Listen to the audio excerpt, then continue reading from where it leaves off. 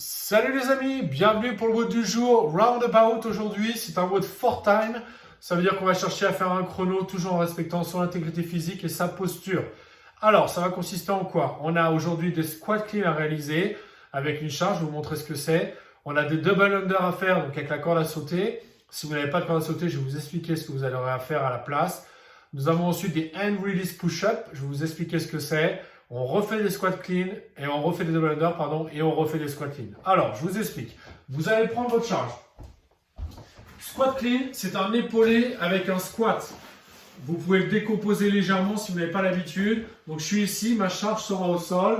Je viens l'amener à mes épaules et ensuite je squatte. Je tire, je l'amène aux épaules et après je squatte. Ok? Donc là, quand je tire, c'est l'extension totale du corps. Je monte sur mes pointes de pied. J'active mes trapèzes. Donc, je tire mes trapèzes vers le haut. Je monte mon sac le plus haut possible et après je viens squatter en reposant mes talons au sol. Ok?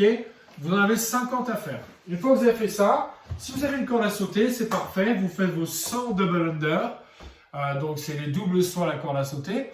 Si 100 double under c'est trop par rapport à votre niveau, vous réduisez le nombre de répétitions par exemple. Et si pour l'instant les double under c'est un problème mais que vous voulez les pratiquer, parce que souvenez-vous, c'est comme je le dis dans les cours, les double under, vous n'apprendrez à les faire qu'en pratiquant des double under. C'est pas en faisant autre chose, des sauts simples, etc. Vous allez réussir à faire des double under. Donc si vous voulez pratiquer, vous pouvez considérer que vous faites 3 minutes de pratique de double under à la place des 100 double under. Si vous n'avez pas de corde, dans ces cas-là, vous faites des line-ups. 50 line-ups, c'est un aller-retour qui est équivalent à un saut. Donc c'est une répétition. Je suis ici, je saute 1. Pardon.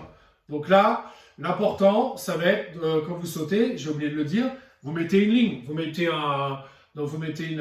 repérez une ligne de votre carrelage, une ligne de votre parquet, ou alors vous tracez une ligne au sol, vous mettez un élastique, ce que vous avez, mais vous mettez quelque chose pour sauter par-dessus. Et c'est l'aller-retour qui compte.